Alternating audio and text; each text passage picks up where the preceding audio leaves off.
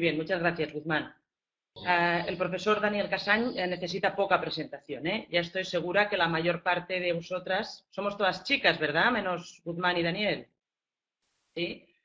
Pues como os digo, ya la mayor parte de vosotras ya lo conocíais por sus trabajos anteriormente, y si no lo conocíais, ahora lo conocéis seguro porque aparece repetidamente en los apuntes de nuestra materia y también en sus artículos aparecen en los materiales de consulta de la materia que estamos impartiendo Guzmán y yo misma. Os haré un breve, por tanto, el resumen que os voy a hacer es eso, un resumen brevísimo de la trayectoria profesional del doctor Casañ.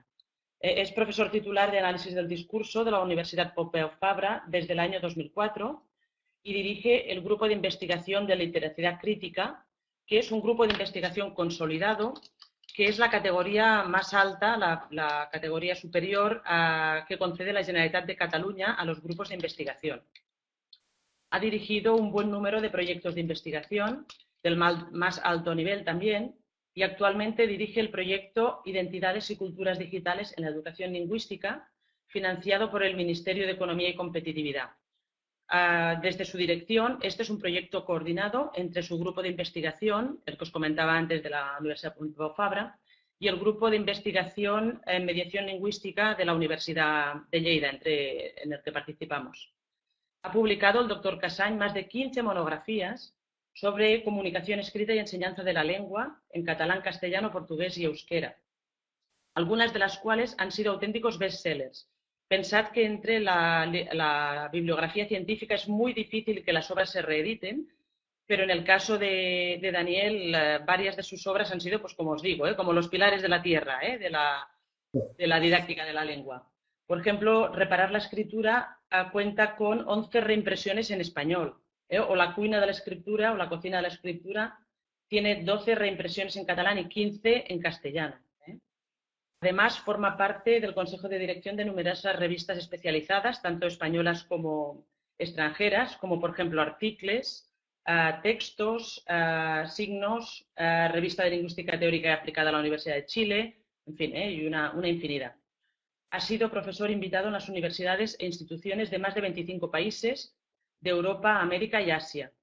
Ha colaborado con las autoridades educativas de distintos países, aparte de España, evidentemente, Argentina, Chile, México, en programas de promoción de la lectura y la escritura. Le quiero agradecer muchísimo al doctor Casañ, que ya veis que tiene un currículum de lujo, que haya querido participar en esta conferencia, porque su agenda es ocupadísima, y le agradezco muchísimo que haya querido compartir estos minutos con nosotros. Muchas gracias, Daniel, por tanto. Pues muchas gracias a ti, Montserrat, y a la Universidad de Lleida por esta invitación. Es realmente un gusto compartir este espacio con todas vosotras y con todas las personas que tenemos que imaginarnos que no nos siguen ahora en vivo, pero que nos escucharán en otro momento, que pertenecen al mismo curso o incluso que con posterioridad pueden acceder a estos materiales, ¿no?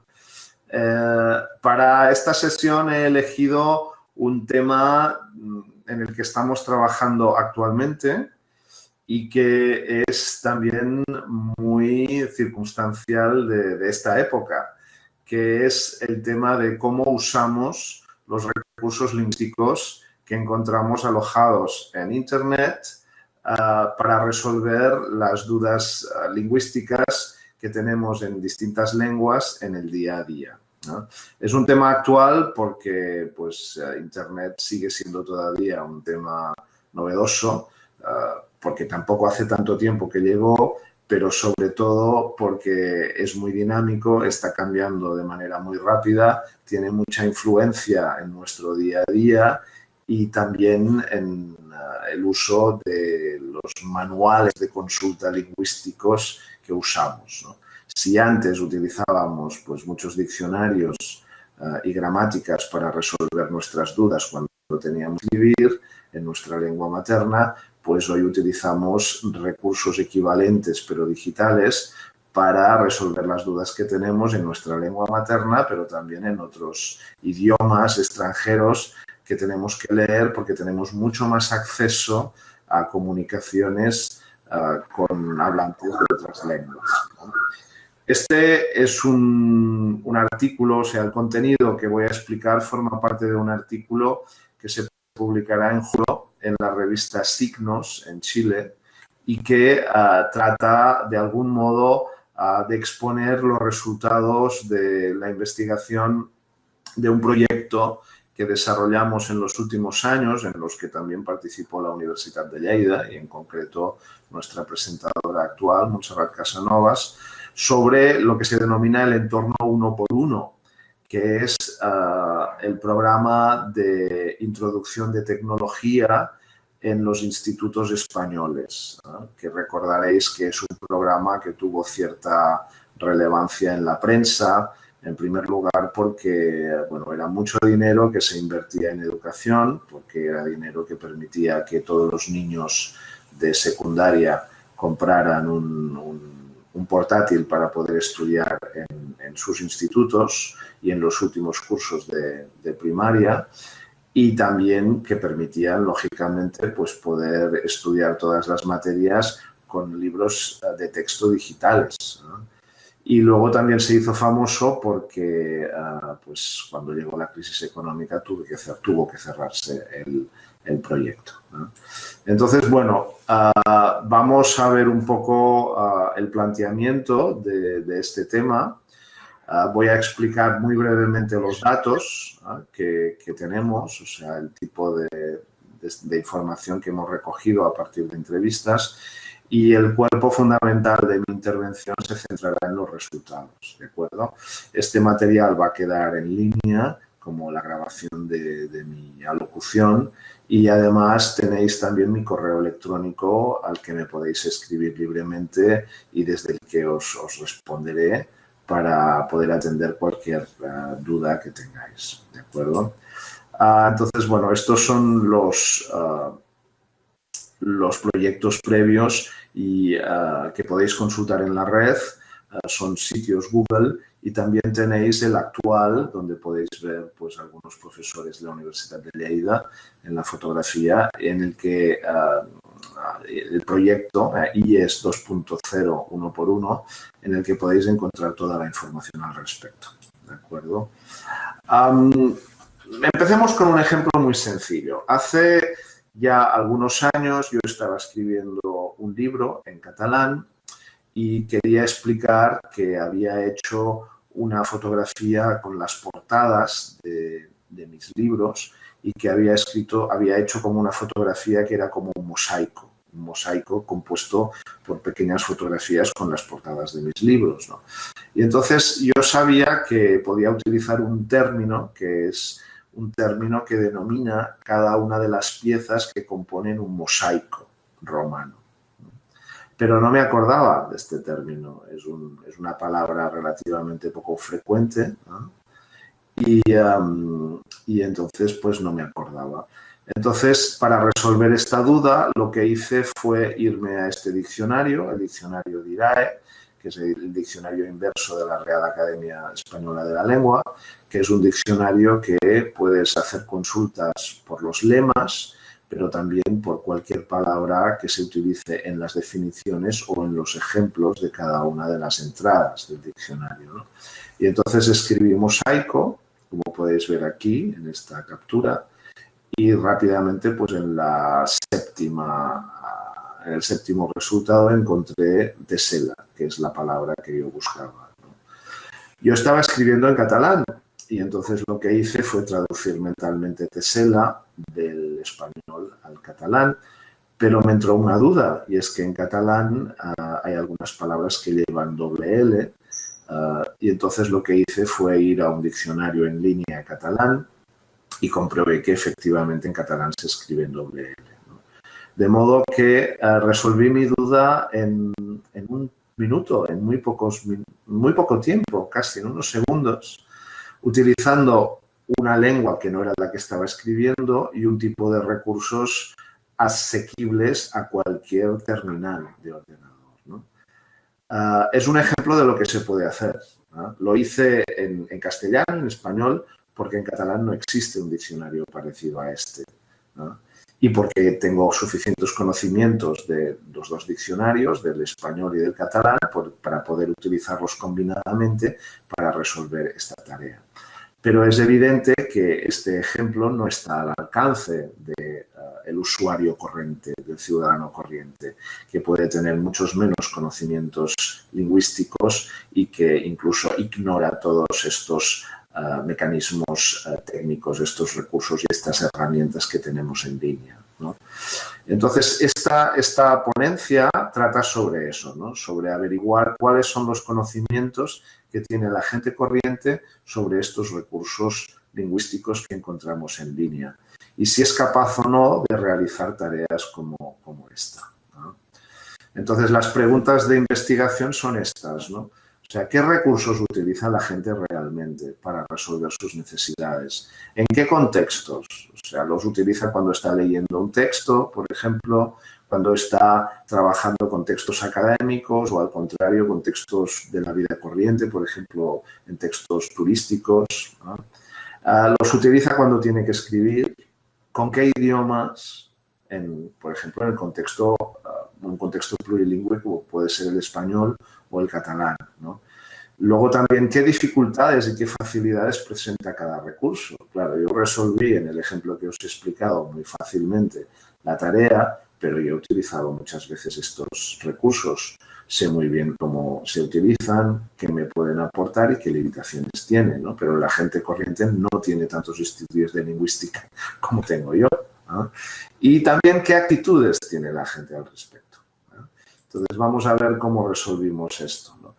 Considero que es un campo muy importante de investigación porque cada vez vamos a usar más estos recursos, ¿no? O sea, cada vez la tecnología va a ser mejor, cada vez nuestras necesidades lingüísticas van a ser mayores, más diversas, vamos a estar en contacto con más lenguas, vamos a tener ciertas competencias con estas lenguas, pero no vamos a ser hablantes nativos de cada una de las lenguas.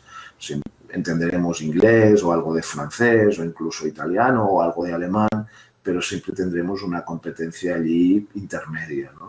Siempre habrá textos nuevos que presentarán dificultades, ¿no? Siempre encontraremos palabras que no entendemos, ¿no? Y siempre tendremos que recurrir a la red para encontrar respuesta a estas dudas, ¿no? Y dependiendo del conocimiento que tengamos, pues será más fácil o más difícil, ¿no? Tener conocimiento sobre cómo la gente resuelve estos problemas, pues nos permite avanzar mucho, por ejemplo, en la elaboración de aplicaciones y de herramientas más útiles. También podemos mejorar la enseñanza de la lengua, podemos diseñar recursos más eficaces que se adapten a las necesidades. En definitiva, podemos avanzar más en esta área que será cada vez más relevante, ¿no? ¿De qué hablamos cuando hablamos de recursos lingüísticos? Pues bueno, aunque sea muy obvio, no es tan sencillo delimitarlo, ¿no? Porque hay muchas aplicaciones que utilizamos para resolver tareas lingüísticas que no necesariamente tenían esta función. Por ejemplo, mucha gente utiliza el buscador de Google sencillamente para resolver un problema lingüístico y, en principio, el buscador de Google no fue diseñado para eso, fue diseñado para encontrar recursos de cualquier tema en la red, ¿no? Aquí tenéis un cuadro que procede de este artículo en el proceso de revisión, donde se hace una distinción entre tecnologías y recursos y otra entre habla, escritura y multimodalidad, ¿no? Por tecnologías entendemos básicamente aplicaciones, ¿no? O sea, programas que de algún modo tienen algoritmos y que exigen pues una entrada de información y que ofrecen una salida, ¿no? Y por recursos entendemos básicamente bases de datos, ¿no? La distinción entre recursos y tecnologías no siempre es clara porque muchas veces siempre las tecnologías evidentemente se basan en una base de datos, ¿no? Y los recursos también tienen que ofrecer una interfaz para encontrar los datos, ¿no? Y esta interfaz con un buscador no deja de ser una tecnología. Entonces, o sea, la frontera entre unas y otras son a veces difuminadas, ¿no? Ocurre también lo mismo con la frontera entre habla, escritura y multimodalidad, ¿no? En principio, pues las tecnologías o los recursos del habla pues trabajan con la voz, con el audio. Los de la escritura trabajan con las letras y los de la multimodalidad básicamente trabajan con fotografía y con vídeo, ¿no? Son las más recientes, las de multimodalidad, ¿no?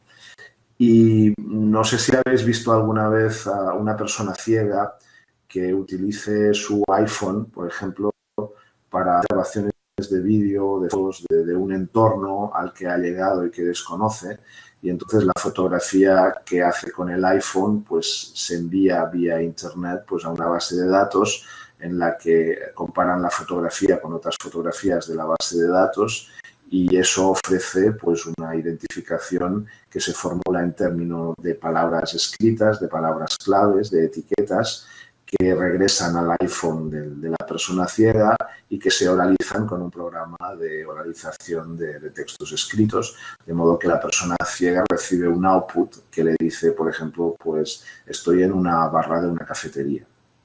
Por ejemplo, este sería pues un recurso lingüístico sofisticado muy útil que ya existe en los iPhones por defecto y que muchas personas ciegas utilizan en esta época, ¿no? Bueno, vamos a ver qué es lo que se utiliza ya en la enseñanza de lenguas. Entonces, en esta transparencia que veis aquí, veis algunos ejemplos de algunos artículos, alguno ya viejo. Por ejemplo, está este de Umblé, que trata de la enseñanza del español para portugueses en Brasil, ¿no? Y portugueses para lusohablantes en Brasil, ¿no? O los trabajos más recientes de Chris Buys en la Universidad de Lovaina, en Bélgica, ¿no? Y que básicamente hablan de eso, ¿no? De cómo los aprendices podemos utilizar todos estos recursos para resolver problemas parecidos al ejemplo que os puse, ¿no? Aquí tenéis, por ejemplo, pues no sé, un italiano que tenga que hablar en español y bueno, no sabe si cama, pues es el cama o la cama, ¿no? Ya sabéis que entre las lenguas cambia el género de las palabras, el género gramatical, y que es un problema, ¿no? Entonces, bueno, pues aquí podéis ver pues algunas preguntas, algunos ejemplos de preguntas en la primera columna, en la segunda el tipo de recurso que se puede utilizar y en la tercera el procedimiento. No me voy a parar aquí, lo podéis consultar después, ¿no? Aquí tenéis ahora un conjunto de capturas de pantalla de distintas aplicaciones tecnológicas. También las voy a mencionar muy rápidamente. Este sería un analizador de morfolexicología de la Universidad de Las Palmas de Gran Canaria, ¿no? Tenéis las direcciones y lo podéis consultar. Aquí tenéis una empresa fascinante madrileña, Molino de Ideas, que ofrece pues muchos recursos muy divertidos para trabajar la lengua y para enseñar lengua. Aquí tenéis en concreto un conjugador verbal que permite crear verbos que no existen. Por ejemplo, en esta captura yo estaba creando el verbo pantiguar. Panticuar, lo podéis ver, que evidentemente no existe en español, ¿no? Aquí tenéis un analizador sintáctico de la Universidad Politécnica de Cataluña, en español y en catalán, donde podéis poner una frase: el novio de Ana, cuyo gato huyó ayer, no vino a la fiesta, y lo analiza en unos pocos segundos. Es fascinante realmente, ¿no? Aquí tenéis, por ejemplo, una captura del corpus crea de la palabra matrimonio, en una hipotética búsqueda de cuál es el verbo que está relacionado con la palabra matrimonio, ¿no? O sea, el matrimonio se hace, se celebra, se contrae, ¿no? Contraer matrimonio es lo que diríamos habitualmente, ¿no? Entonces podéis ver cómo en el círculo marcado pues aparece 2 veces este verbo, ¿no? Y este es un ejemplo para mostrar cómo la consulta de corpus en línea puede ser muy útil para encontrar información lingüística que a veces no hallamos en los diccionarios, ¿no? Si buscamos la palabra matrimonio en un diccionario, pues no encontraremos que el verbo que se suele utilizar en español para referirse al matrimonio es contraer, ¿no? Del mismo modo, si buscamos la palabra vino, o sea, no necesariamente el diccionario en español dice que el vino es tinto, a diferencia, por ejemplo, del francés, que el vino es rojo, o del catalán, en que el vino es negro, ¿no? Entonces, estos son colocaciones de adjetivos, ¿no?, que ya sabemos que varían en cada lengua y que es información pues muy importante para un hablante. Aquí tenéis otro ejercicio sobre cómo utilizar el verificador que utilizamos en mi universidad para enseñar a formar el verificador. Y en conjunto todos estos ejemplos tratan de una orientación en la enseñanza de lenguas que me parece muy interesante, que es lo que se denomina Data Driven Learning Approach, o el enfoque centrado en el aprendizaje centrado en los datos, o conducido o guiado por los datos, ¿no? La idea es que en estos momentos las tecnologías y los recursos y las herramientas digitales nos permiten acceder a una información muy empírica de las lenguas, y que un aprendiz autónomamente pues es capaz de aprender por su cuenta, ¿no? Entonces, los puntos fuertes del enfoque del aprendizaje basado en los datos es que, como podéis ver, es un aprendizaje autónomo, es empírico, es reflexivo, y permite realmente pues, que el alumno aprenda por su cuenta. Por otro lado, es algo que funciona sobre todo con segundas lenguas, con adultos y con aprendices con cierta formación, porque evidentemente, o sea, no es tan sencillo acceder a estos recursos y saber utilizarlos, ¿no? Entonces, no parece que, por ejemplo, trabajando con niños con niveles iniciales o con personas con poca formación gramatical, pues se pueda trabajar con estos tipos de recursos, ¿no? Si miramos la investigación previa sobre leer y escribir en la red, pues encontraremos muchos trabajos, y aquí tenéis una lista muy larga. Hay trabajos sobre, por ejemplo, Wikipedia, cómo la gente utiliza Wikipedia, sobre el remix y el copy-paste, sobre la búsqueda de información en línea, sobre la utilización de las redes sociales. También hay trabajos sobre las herramientas lingüísticas desde una óptica computacional. Por ejemplo, tenéis este trabajo de Luis Dizaguirre, que es un profesor de mi universidad, que hace una evaluación de varios verificadores, ¿no? O sea, somete varios verificadores a una especie de auditoría lingüística para verificar cuáles son mejores, ¿no? Pero fijaos que es un trabajo sobre herramientas lingüísticas, sobre recursos lingüísticos desde la óptica del lingüista, del profesional, no desde la óptica del usuario, ¿no? Entonces, realmente, pues esta rápida revisión de trabajos muestra que no tenemos trabajos desde un punto de vista del usuario, del ciudadano, del hablante corriente, sobre cómo utilizar estos recursos lingüísticos, ¿no? Bueno, esta sería una imagen de cómo sería una clase hoy en día, con una clase digitalizada, en la que el acceso a la red es muy fácil, y por eso precisamente nos planteamos el acceso a cómo los alumnos utilizan estos recursos lingüísticos, ¿no? Entonces, bueno, los datos que voy a comentar vienen de 30 entrevistas que hicimos a chicos y chicas de secundaria, o sea, que tenían entre 12 y 18 años, ¿no? Hicimos 30 entrevistas a parejas.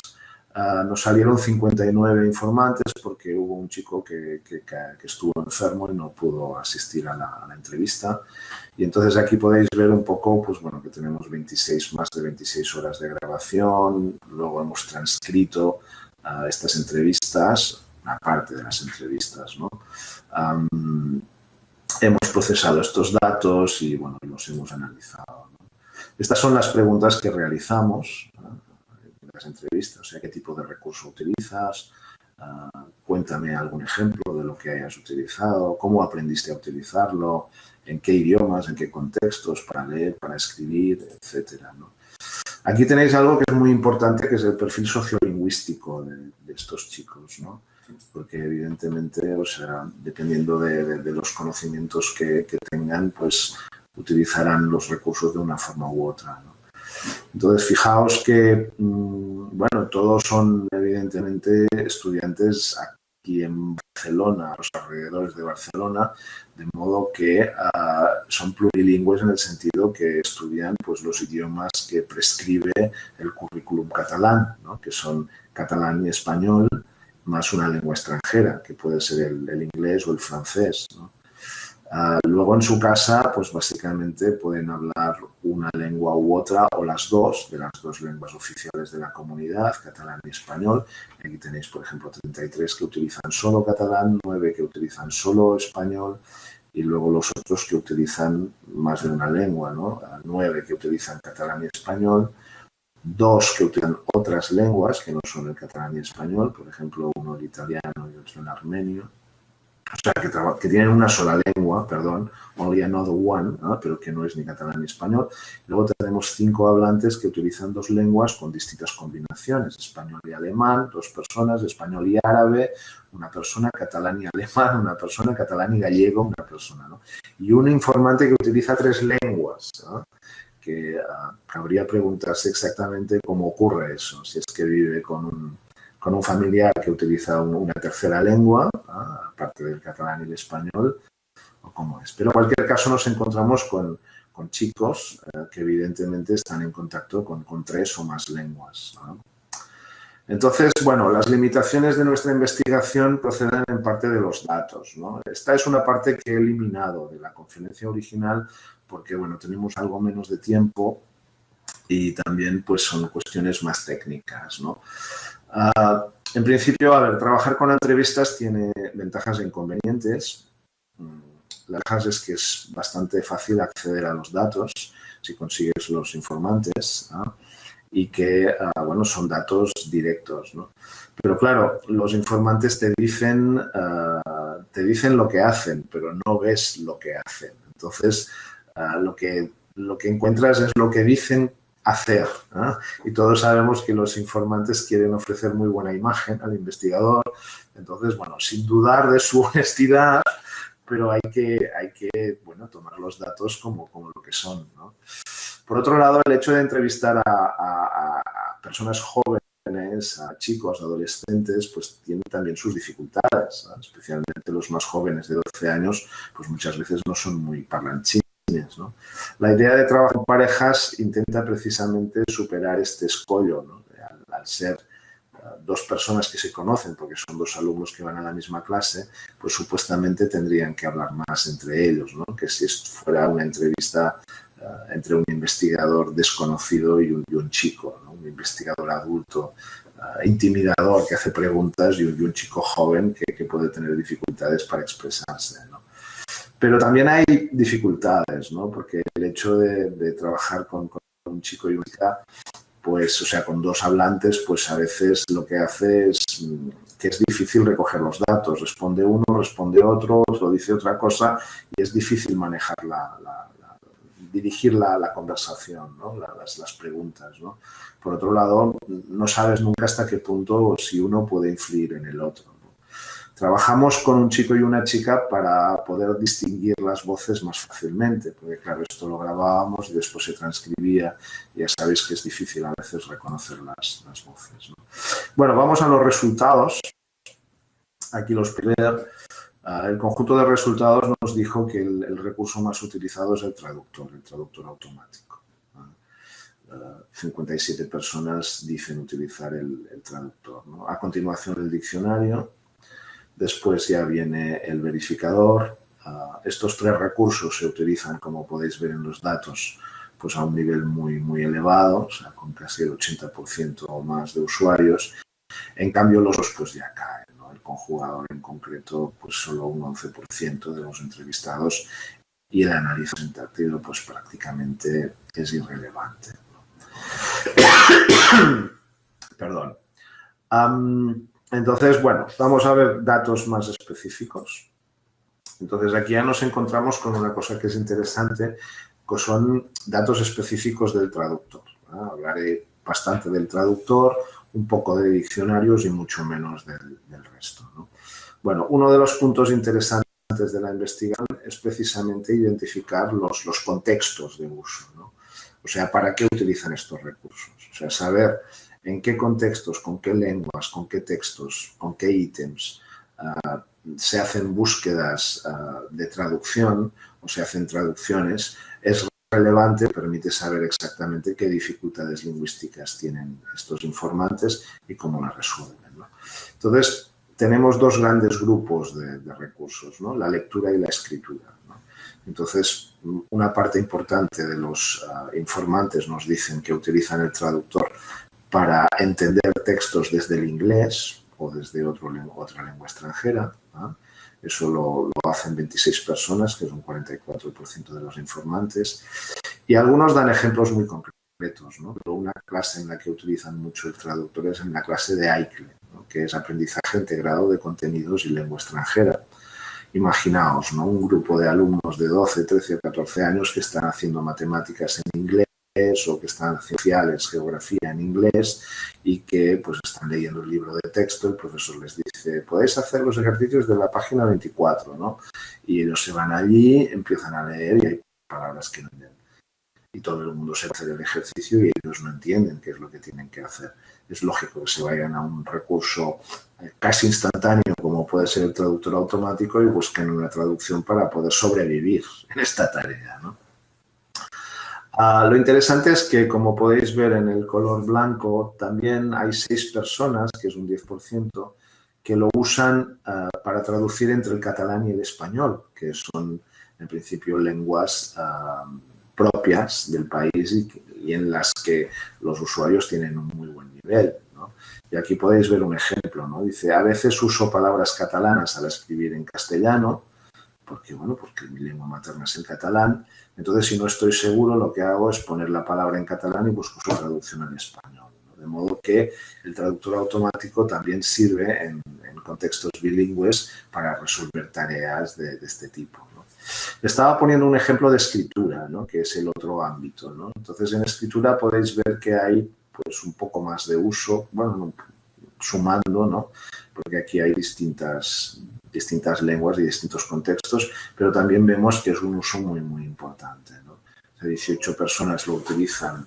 Uy, perdón, se ha ido la luz porque esto es automático, ¿no? Esta es la sala, si estoy quieto, se va la luz, entonces tengo que moverme de vez en cuando para que no se vaya la luz y no nos quedemos a oscuras, ¿no? Pero ya está. Perdón. Decía pues que los usuarios utilizan el traductor automático para escribir en una lengua segunda, pero también escribir en su lengua primera, ¿no? Como podéis ver aquí. 7 personas reconocen que traducen directamente de la lengua materna a la segunda lengua con el traductor para resolver sus tareas, ¿no?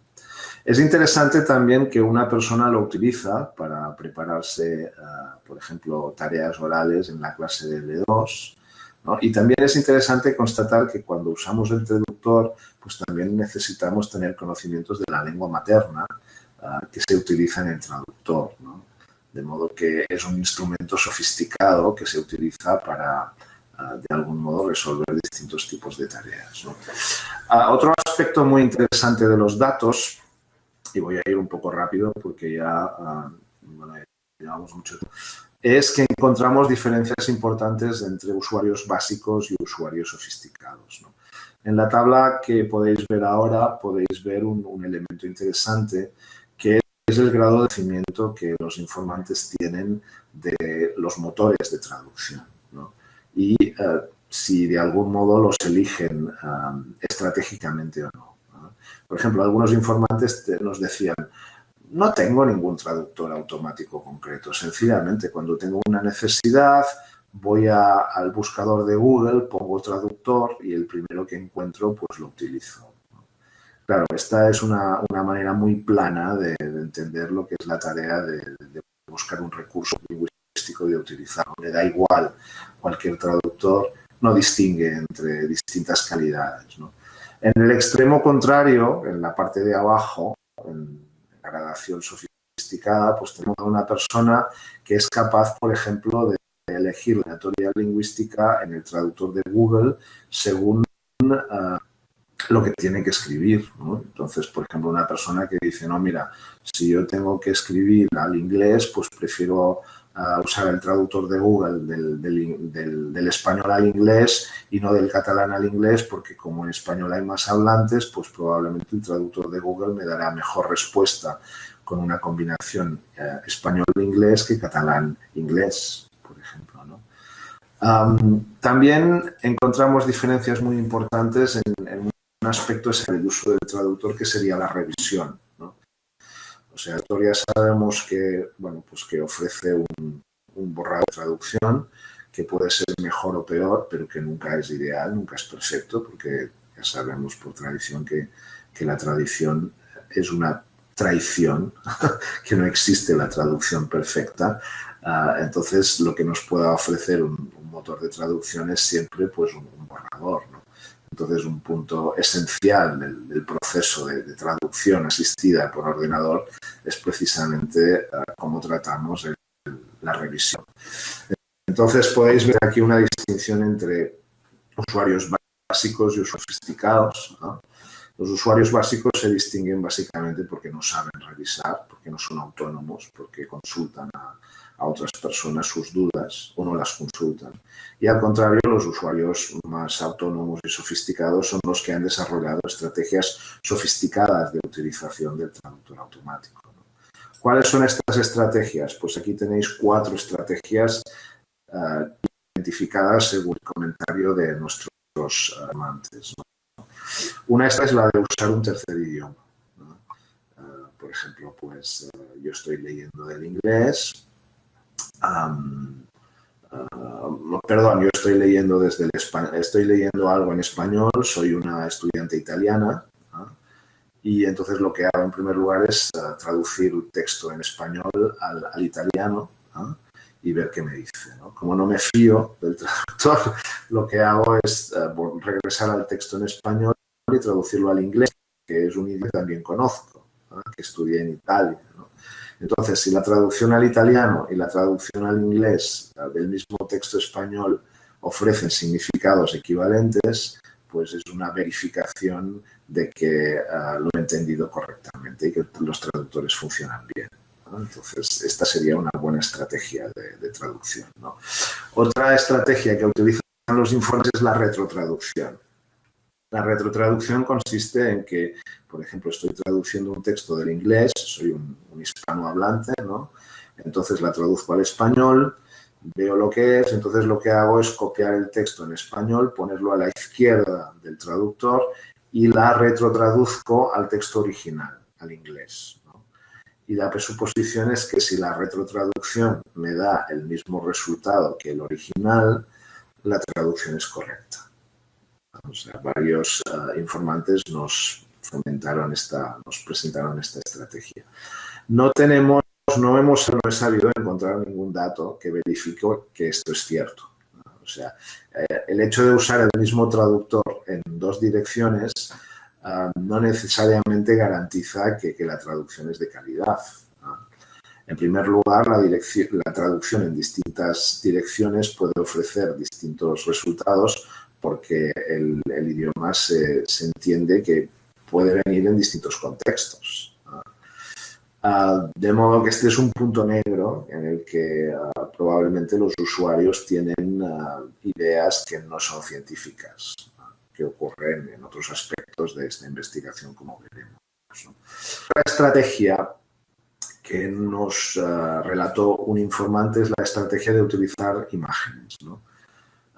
En concreto, el ejemplo que puso es el de que tenía unos deberes de inglés, la maestra de inglés le había pedido que buscara nombres de frutas, él no estaba seguro del traductor, entonces lo que hizo fue verificar la traducción con imágenes, ¿no? Entonces buscó strawberry y al ver que efectivamente le daba fotos de fresas, confirmó que strawberry en inglés es fresa, ¿no? Y la cuarta estrategia es la de usar varios motores de traducción distintos y comparar las traducciones, ¿no? Que también son estrategias correctas, ¿no? Entonces podemos ver que pues los usuarios sofisticados utilizan estrategias que en general, con alguna excepción, son provechosas, ¿no? Muy rápidamente voy a comentar, estos serían ejemplos que podéis leer, un ejemplo de las naranjas que ya he comentado. Voy a comentar algo sobre diccionarios y voy a acabar, y algo sobre verificadores y voy a acabar, ¿ya? En el caso de los diccionarios tenemos menos información. Lo que encontramos es que en general los usuarios tienden a utilizar diccionarios de autoridad, en el caso del español y del catalán. En concreto, por ejemplo, utilizan el DRAE, como podéis ver aquí, o utilizan el diccionario del Instituto de Estudios Catalanes, en el caso del catalán. En cambio, en inglés prefieren utilizar Word Reference, ¿no? Esto es interesante porque Word Reference no es un diccionario de calidad, es un diccionario popular, un diccionario colaborativo tipo Wikipedia. Yo diría que un poco más oscuro que Wikipedia, porque no acabamos de saber exactamente de quién es propiedad Word Reference o quién lo hace, ¿no? Y es un diccionario abierto en el que la parte de consultas lingüísticas está abierto a cualquier usuario, ¿no? Entonces, bueno, yo creo que es para investigar, ¿no? En el caso del verificador, pues, bueno, también encontramos conductas más básicas y conductas más sofisticadas, más o menos previsibles, en el sentido de que, bueno, pues el que sencillamente utiliza el verificador sin más comentario. En cambio, el más sofisticado es el que sabe, por ejemplo, pues añadir palabras al diccionario, sabe seleccionar las variedades dialectales adecuadas a cada tipo de texto, utiliza varios correctores incluso para de algún modo utilizar el mejor, sabe leer de algún modo el subrayado verde o el subrayado rojo que marcan los verificadores, etcétera, ¿no? En conjunto, yendo ya a algunas ideas para cerrar esta conferencia y dar algo de a las preguntas, yo diría que encontramos que, bueno, pues que los estudiantes de 12 a 18 años de contextos plurilingües realmente utilizan recursos lingüísticos, ¿no? De manera más o menos corriente, ¿no? Utilizan recursos plurilingües, prefieren el traductor o prefieren recursos que puedan utilizar en varias lenguas, ¿no? Sean plurifuncionales, ¿no? Que puedan servir para leer, para escribir, incluso para oralizar. Han desarrollado en algunos casos algunas estrategias interesantes y para verificar la calidad de los productos que ofrecen estos recursos, ¿no? También es interesante los distintos contextos que describen, ¿no? Que nos permiten entender mucho mejor cómo utilizan estos recursos, ¿no? Pero también utiliza algunos recursos de una forma un poco bueno, acientífica, ¿no? Como sería el caso de la estrategia de retrotraducción que ya mencioné, o como sería, por ejemplo, de diccionarios de calidad, bueno, pues abierta, como podría ser Word Reference, ¿no? También, para terminar, en el caso de la traducción, pues encontramos unos datos muy paradójicos, ¿no? Porque, por un lado, pues es el recurso más usado y el recurso más útil en contextos muy variados, pero, por otro lado, también hay actitudes muy negativas al respecto, ¿no? No sé, los alumnos decían que el traductor es horrible, que es un desastre, que funciona horrorosamente, ¿no? Que parecía, incluso te decían que sentían culpa de utilizar se sentían culpables, ¿no? Que no era legítimo utilizar el traductor, ¿no? Cuando tú dices, bueno, es legítimo utilizar un diccionario y no es legítimo utilizar un traductor, pero no hay tanta diferencia. En el fondo, un traductor no deja de ser un diccionario que busca equivalencias, pero lo hace de una forma mucho más eficaz y mucho más rápida, ¿no? Porque es una base de datos digital que funciona en unos pocos segundos, ¿no? Entonces, bueno, este es un ejemplo de cómo pues tenemos ideas no necesariamente científicas sobre estos recursos tan novedosos que, bueno, que tienen muy pocos años de vida y que nos acompañan silenciosamente en el bolsillo a través del móvil y que usamos diariamente, ¿no? Que, bueno, muchas gracias por la atención y por el interés, y creo que tenemos algunos minutos para tratar preguntas y respuestas. Muchas gracias. Sí, Daniel, por lo interesante